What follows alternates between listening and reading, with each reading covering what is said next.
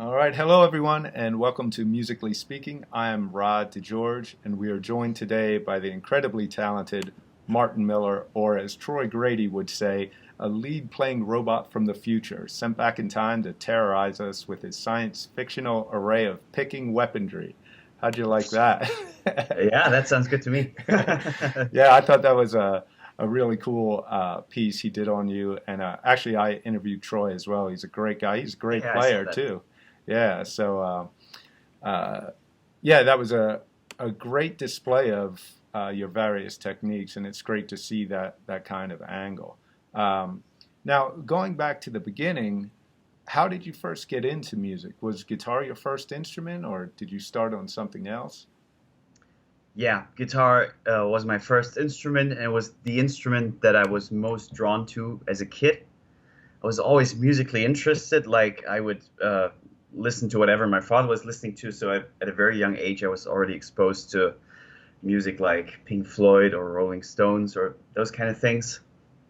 And for some reason, the guitar always attracted me the most. Because probably because I liked being in the spotlight for some reason, and the guitar kind of took most people's attention the most. And singing at the time wasn't so much for me. I guess I think I would have felt silly singing. So for me, the guitar was the instrument of choice. And as in pretty much any German household out there, there's a classical guitar lying around. So I'd goof around on it a little bit. Yeah, but that was well before I started taking lessons. And I think at some point my cousin, um, when he came over for Christmas or something, brought along an electric guitar, and that completely freaked me out. So I was jamming around on that one. I couldn't play at all, but I was jamming around on it, and when you cranked up the amp, it gave you such nice distortion, and that just was such a pleasing experience to me that I then needed to have one of my own, and I kept begging my parents about it till I eventually got an electric guitar. Yeah. Then promptly blew out my father's stereo system. Because, as you know, in order to get distortion from a stereo system, you really have to Oh crank yeah, it yeah, up. yeah. So I did that to get a tiny bit of distortion, but yeah, Yeah, the stereo didn't fare well though. blew the speaker as a result. That was my first rock and roll experience. Yeah, that's cool. That's cool. Now, can you talk about what or who inspired you to develop your technique to such a high level? And then also how you went about achieving it. Like, were you very Mhm. methodical? Have plans for yourself? Or can you talk about that journey? I was kind of always drawn to a virtuoso approach to playing. I mean, as a kid growing up listening to Pink Floyd, David Gilmour was the super virtuoso to me, and he still is a virtuoso in my book. And I was always fascinated by his facility to play, even though he isn't what we would call nowadays a very technical player. Right. But still, like that handle he has on the instrument, that always fascinated me. And then as I got into other styles of music, like I got heavily into Metallica. Um, Obviously, that required a lot more speed to play that kind of music. So naturally, I was drawn to those kind of things, and it really hit me when I was about 15 or 16, and I bought Images and Words by Dream Theater. Oh yeah. Yeah, that was a big revelation to me. That's when I became really serious about it. Yeah, that's Not that I could ever play like that, but um, that's when I thought this is really what I should go for yeah. It kind of and be serious about it. yeah, it kind of lets you know what's possible on the instrument, you know. Yeah. And then as you had that as like a goal to work towards, how did you go about achieving that? Did you sit down and say, I have to do these certain exercises so many times, so many minutes a day, or was it more or Yeah. less like your interest just drove you? You didn't have a set format.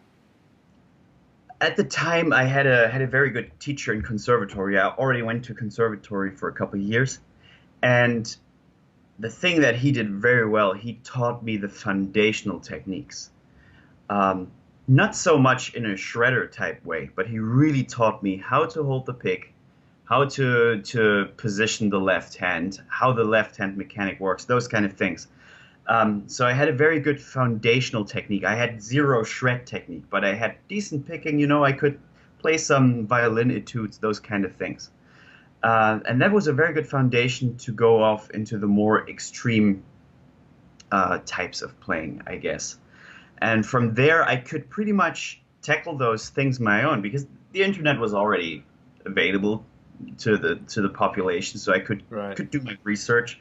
I could find resources. Back in the day, you couldn't find any videos because that was, what was that, 2000, around 2000. Yeah. You couldn't find any videos. We didn't have those instructional videos, those tapes anywhere around where I grew up. So, gotcha. I would kind of have to go by ear and find the occasional tab book online or something, and then figure it out myself. Just do the research, and that kind of helped too in a way, because I guess having that foundation that was given to me from my teacher, and then going off to do the research myself to constantly be discovering stuff. I guess that's in a way more valuable than somebody just spoon feeding it to you. Exactly. But the thing that I always emphasize is that I had the foundation down before. I didn't just go from zero to Guitar Pro 24/7. Yeah. That was it was underlined and supported by music education. Yeah. So you understood the importance of the economy of motion and keeping stuff relaxed and the basics. At the time, yeah. Actually, it's kind of funny. There was this phase when I listened to John Petrucci. I mean, he uses so much distortion that sometimes it's hard to hear what exactly is going on. Yeah. If you're not that experienced. And I thought there's no way somebody can play that fast and have one pick stroke per note that he frets. So I went through like a 6-month phase, or maybe longer, where I was just banging away with my right hand and just moving the left hand along to it. Yeah. And there was no synchronicity between those two hands at all. And only when I discovered, back in the day, I had this platform called Morpheus or Kazaa. I don't know if you remember those. Oh, no. Sort of like a Napster type file, gotcha. but you could download videos. And my internet connection at home was so bad, and you had to pay by the minute. I would spend 2 days downloading a 4-minute clip. Oh, wow. And one of those 4-minute clips was from Paul Gilbert's Intense Rock 2, where he does like the on a clean tone. And there was the light bulb. And I suddenly had this understanding, damn it, there's actually one pick stroke per fretted note. And that's when I had to change my technique around completely. Right. And by the way, in doing this whole tremolo, this whole spastic tremolo picking thing, actually caused me to have tendinitis for wow. a couple months. Yeah. I was suffering from tendinitis when I was 16. Luckily got rid of it. I was at the time I was already planning to have a professional career, and I thought that might have been it. But luckily I got over it, and then reworked my technique after I saw that Paul Gilbert is actually doing it like I couldn't imagine it being possible to do, you know? Right. So I reworked that, and then I started, as you said, being very methodical. What's the word? Methodical. Methodical. Yes. Yeah, there we go. Thank you. Yeah, no problem. And now thinking about this, back in the day, the 17-year-old me, that's kind of a smart thing to do. I took 10 exercises with different configurations of notes per string. Oh, gotcha. So I had a 3-note per string exercise, a 2-note per string exercise, one ascending, one descending, a 1-note per string, a pentatonic, a sequence, blah, blah, blah. 10 different exercises. And I started playing them along to a metronome, but this time doing it properly with both hands in sync. And I actually did a diary. Oh. So I would write down 10th November 2001, exercise 8, 125 BPM. And then as I went on, unfortunately I don't have that text file anymore. I would have loved to see it. But I think, remembering, I pretty much took my picking technique from very slow to the speed I have now within less than 6 months. Wow. Wow. And Yeah. once I had it down, it went pretty fast. And there's this one thing about the whole spastic arm movement thing for picking that I think was sort of turned out to be an advantage in the end, is that I trained my hand to do a fast up and down motion. Right. Yeah. Even though at the time it was not in sync, but there's actually a lot of neurologists to support learning to play fast like that. Go all in and clean it up later. Oh, gotcha. Yeah. That is the thing. That is the thing in science. That's the thing in sports education. And for some reason, it isn't in music education. But that's because music education is far behind sports education. Yes. It's funny you say that, because I hear, I don't want to say conflicting, but different opinions from guys who are amazing players. Some say I don't use a metronome. I just started to play fast and then it cleaned up. Other guys are like, you have to go slow and build it up. And what I found in my teaching is when a lot of my students go slow and build it up, they kind of hit that wall. Yeah, and exactly. To get past that wall, you have to, I teach anyway, you do short bursts in much quicker than you're capable. Nailed it. Yeah. You nailed it. You are scientifically correct. I took a class in college with a doctor who explained this to us. Oh wow. And it's you couldn't have said it any better. You hit a wall. You know what that wall is? It's a transition in two types of neurological processes. Yeah. So if you have slower playing, whatever that is, there's this loop. It's called an open loop. And the loop means that your brain sends out a movement that says, pick a note. Then your muscles respond to that. They tell the brain, yeah, that worked out pretty good, or that felt a little tense, and whatever. Or that was not quite in sync, etc. And that loop actually takes a couple milliseconds. Now, once you cross a certain speed barrier and you hit that wall, that's the transition where that loop that takes a couple milliseconds, where two notes are actually where the loop takes longer than playing two notes. Yeah. So those few milliseconds, actually more than one note happens while the brain is still busy processing the material it got from the muscles. So it has to use a different approach because the electric system, the nervous system is not fast enough to transport that information. Yeah. So the brain sends out a couple of, by the way, this is all layman's terms. I'm not a neurologist by any means, so this is completely layman's terms. Yeah. This is what I get from it. So the brain sends out 4 to 5 notes at a time to make those things work. And those 4 notes, like if you find that after the second note you become sloppy, there's nothing you can do about it. Because once that program of notes of motion is sent out, there's nothing you can do about it. And in order to become better at that, you need to form that program. Gotcha. Which means you have to play fast. You have to do it over and over, but you have to do it fast. You cannot do it slow and expect it to miraculously work and transition into your fast playing. Yeah, that's interesting. I also found with my students and myself, when you're learning a new piece, trying to remember all the notes, sometimes your fingers can get ahead of the brain process, and it's like you just fall apart because you're not remembering what's coming up. It's when that becomes automatic, and it's almost like instead of your brain sending the signals in pieces like this, it can send the whole piece. When you're familiar with the piece, it can send a whole piece for you to execute. Is that sort of what you were? That's exactly what Troy Grady refers to as chunking. Oh yeah. That's why we cannot process, like if you play 4 notes per string at 200 BPMs, we cannot process every note. Right. Do you know that sensation that when you play that kind of 1, 2, 3, 4 exercise? Yeah. You only kind of feel the first note on each string? Yep. Yeah. That is exactly what's going on. The brain is sending out 4 notes at a time. And once that program of signals is sent out, you're either blessed or you're doomed. Yeah. There's nothing you can do about it. If the third note turns out to be sloppy, there's nothing you can do to fix the fourth. Yeah.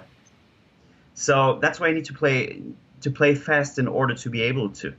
Yeah. Because, fast and clean player. Yeah, but that's the chunking thing, and that's why you are right in letting your students play in bursts. Yeah. First of all, that forms the chunks, and second of all, there's this thing: if you play too fast for too long, your muscles get tense. Right. And what the body does, it uses a substitute set of muscles to replace that motion. In other words, you program yourself wrong. Gotcha. Yeah. So I don't know if you had it figured out or if it was by chance, but you're doing it absolutely correct. Well, thanks. Scientifically correctly. This is not my opinion. These are facts. Right, right.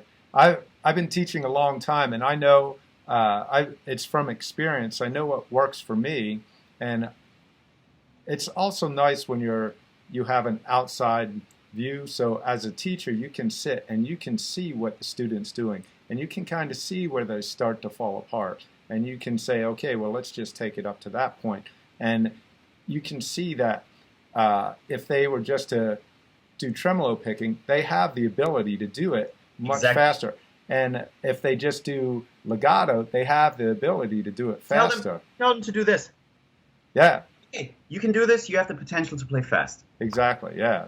Yeah, so as just through experience, sitting and watching that and devising little exercises for them, you realize that, this is very effective, because I've seen some real quick improvement just within an hour lesson when they try different things, like, okay, I'm going to take this group of notes, and okay, now I'm going to add this, and you start putting it together like that. They're like, oh my God, I couldn't even get close to this like a half hour ago. And so you see the results. I'm interested in how the brain works and stuff like that, but I haven't heard it put quite the way you said it, because I haven't done the I was research. lucky to run into this music doctor at college. Yeah. So actually, I might have to hit him up again, because at some point I'm probably going to write about this, and I'm going to have to do some deeper research on that. Right. Make sure you get the terms terms that's pretty right. much it. That's what I took away from myself, and it helped me greatly. But the funny thing is, at the time, I could already play as fast as I played now. That was like 9 years ago or so. Yeah. I could already play as fast, but taking that class, it made me understand that I did a lot of things correctly by chance. Yeah. I was lucky enough to do it correctly by chance, because when I discovered John Petrucci and I couldn't fathom how one could play that fast, I just went all spasm. Yeah. And turns out that is not so bad after all. Yeah, yeah. I had a similar experience where when I first heard Yngwie, I was like, oh, no one can play that fast. How's he doing that? And then you just sit and you try it, and you just go, and after a little bit, you're like, well, I can play that fast, but it's all sloppy. So how do I clean that up? And then, but just hearing someone else do that, it makes it, wow, this is in reach, at least for some people. Why can't I work up towards that? So there's an army of guitar players out there who are being told, oh yeah, just practice it slow and eventually you'll be able to play it fast, and they're frustrated. And it's just wrong information. There's so much wrong information out there. Yes. Yeah. And even wrong information is spread by people who are great players, but they're not let's say they're not great educators. They're not qualified to educate. Right. And the tricky thing is, when it comes to teaching, everyone learns a little differently, and we're all made up differently. For some people, the speed and the coordination could come real easy. Other people really have to work at it, and it's the people who have to work at it and go through all the different steps who may gain a deeper understanding as far as how to teach that. The people who it comes easy to, they can just tell you what they've done. They may not have experienced various approaches, So that also sometimes what you think you've been doing, you haven't actually done. Yeah.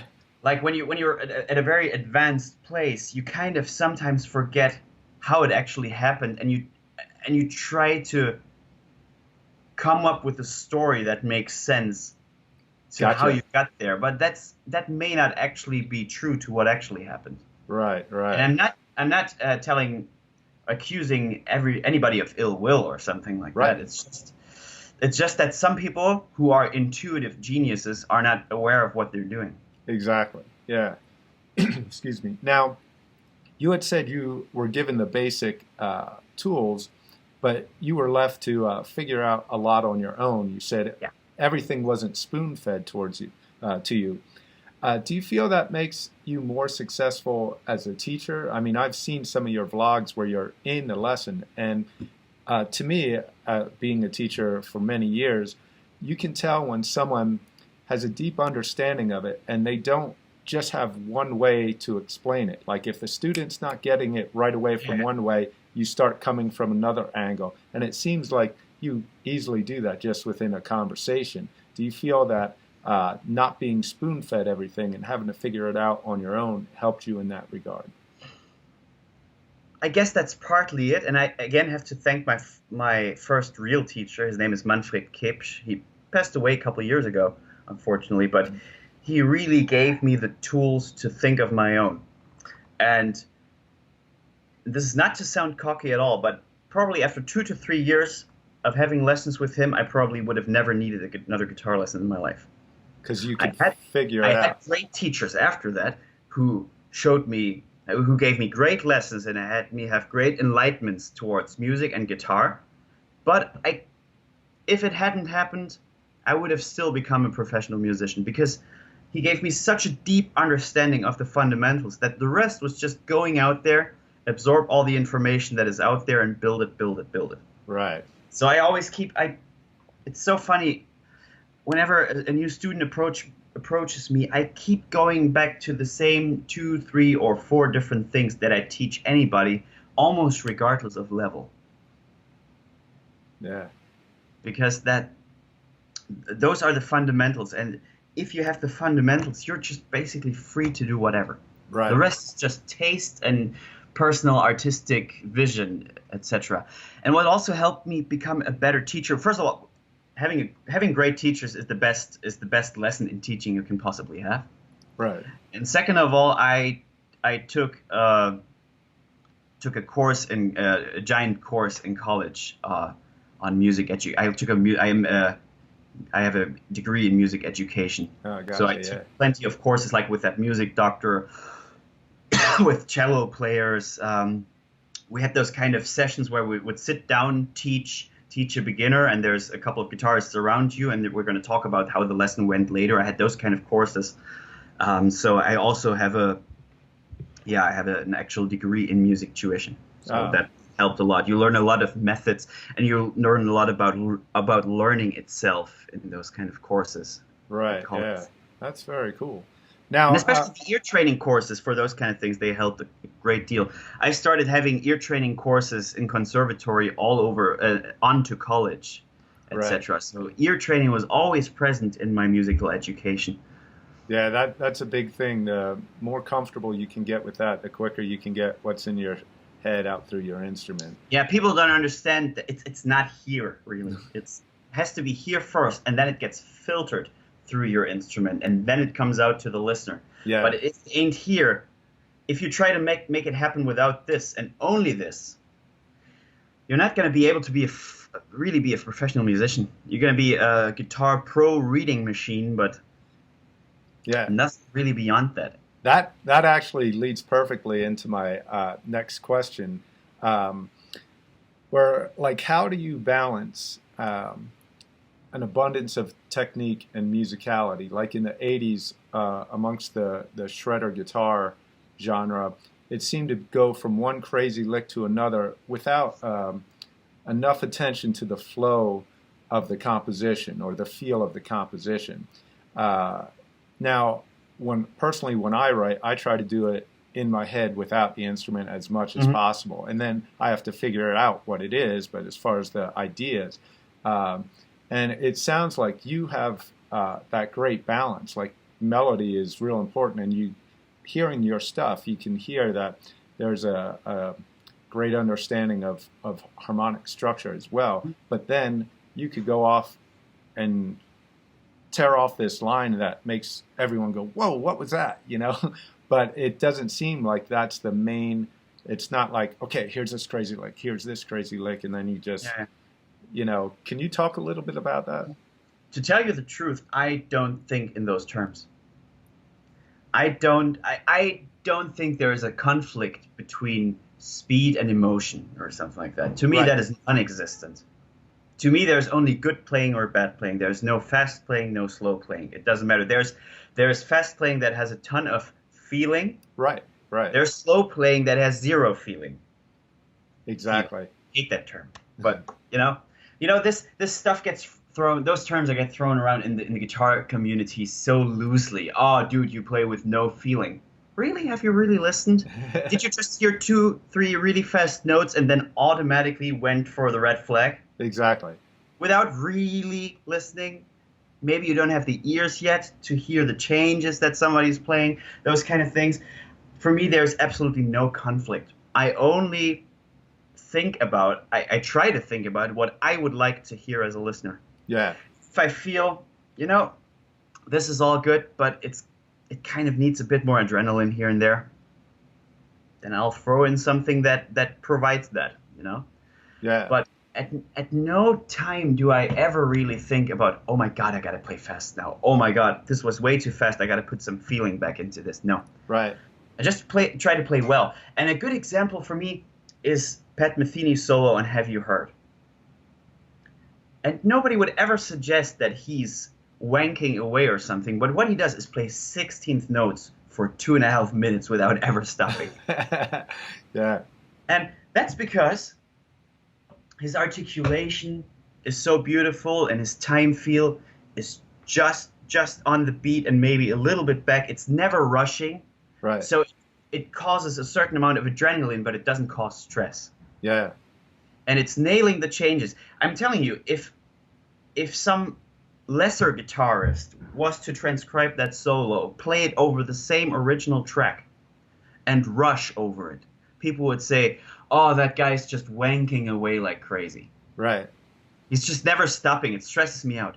But since Pat Metheny does, it has this looseness to it. And he plays an enormous amount of notes, and it doesn't sound stressful at all. You listen to, I don't know what the English version is called, but there's this folk song, Die Forelle, and Franz Liszt made a virtuoso piano arrangement for that. In einem Bächlein hell, da, da, da, da, da, da, da, da, da, that kind of thing. Yeah. And it's like arpeggios going up and down the keyboard like mad, and in the middle of those arpeggios, there's the melody, no? Do, do, do, do, do, do, do. Right. It's put in the middle of those things. Exactly. The piano players played so lightly, and then there's that top note, or that melody note that stands out so much. You can just sit back and listen to it. It sounds so nice and relaxing, but there's a million notes per second going on at the same time. So as guitarists, we often have this perception of virtuosity where it always has to be fire and adrenaline and anger and yeah. It always has to do with like an overload of energy. Whereas if you listen to violin virtuosos or piano virtuosos and also classical guitar virtuosos, it can have this element of grace to it. Oh yeah. Just like a ballet dancer instead of a bodybuilder. Right. And I'm also interested in that type of virtuosity. And Pat Metheny is somebody who comes very close to that on the guitar. Yeah. Because his playing sounds light as a feather, but it's still, when you try to play it, it's like, holy shit, how does he do that? Right. Yeah. Now, and one thing I was referred to, I mean, that's a great point. And one thing I was referring to is when people sometimes think in their mind, okay, I got to use this technique here, I got to use this technique, and they go from, say, like, okay, I want to put sweeping in here to alternate picking to tapping, and sometimes it sounds like they're just trying to showcase their technique as opposed to being musical. Yeah. And that's where I just lose interest. Like, I could hear something and I could say, wow, that's great technique, but it doesn't make me want to listen to it again. So it's that sense of musicality, understanding the harmonic structure and understanding the flow and how you may weave in and out of the chords. Now, is that something that you consciously think of when you're composing, or are you just trying to hear what comes through and do it that way? I say the more approaches you have, the more freedom you have, you know? Sometimes it's a purely intuitive thing. Sometimes I use my knowledge to come up with a certain idea. And the point you made earlier is very interesting. How you said this guy is trying to have a tapping idea, a hybrid picking idea, an alternate picking idea. And that's when you only build your ideas from technique. And that's when the technique dictates the musicality. Exactly, yeah. For example, you listen to a guy like, let's say Mike Stern, when he explains his ideas. Oh yeah, I have a G7 chord and I play alternating G major and C sharp major triads to get a half diminished sound. Yeah. He builds his ideas from musical elements. When you listen to generic shredder guy X explain his ideas, I try to have 3 notes on one string and tap the top note and then skip a string, and that, I'm not saying that's bad. That can be cool when done in the right balance. Right. But if all your ideas come from mechanical groundwork, it kind of gets a bit stale. Yeah, yeah. So I try to have a balance between. I do have those things. I play those 2-1-2 arpeggios that I hybrid pick, where I have 2 notes on one string, 1 note on the next, 2 note on the next, and it can be very cool because it makes you think, oh, I gotta find 2 notes here that sound good, and then 1 note on the next string that sounds good to that. That can put you in a different mindset, and that can lead to a very cool result. But if you never think about what you're actually playing content-wise, because the outside world, outside of the guitar world, they don't hear those things. Right. The piano players only hear your musical context. Yeah. That's why a lot of stuff we as guitar players play to them sounds like gibberish. For example, imagine this. We have this thing, this chromatic exercise, the 1, 2, 3, 4 exercise that we just take up the string. Yep. It's not chromatic because we're missing a note. Yeah. And to us guitar players, that's chromatic. To anybody else in the world, it isn't. Right. You know, and I try to really have a balance of ideas that are dictated by technique and that are dictated by musicality, so to speak, or whatever is the foundation for a certain idea. I try to mix that up because I like the technical stuff. I'm into that. There's no denying that. But yeah, it's if that's all there is, though, it can get like you said, a little stale. Now, I've heard you say before, as a kid, you were primarily a rock player. Mm-hmm. So can you talk about the progression from being a rock player to becoming comfortable playing jazz and fusions? Mm-hmm. Like what steps did you take to achieve that? I guess the fusion came last. The rock came first, the jazz came second, and the fusion was a result of that. Gotcha.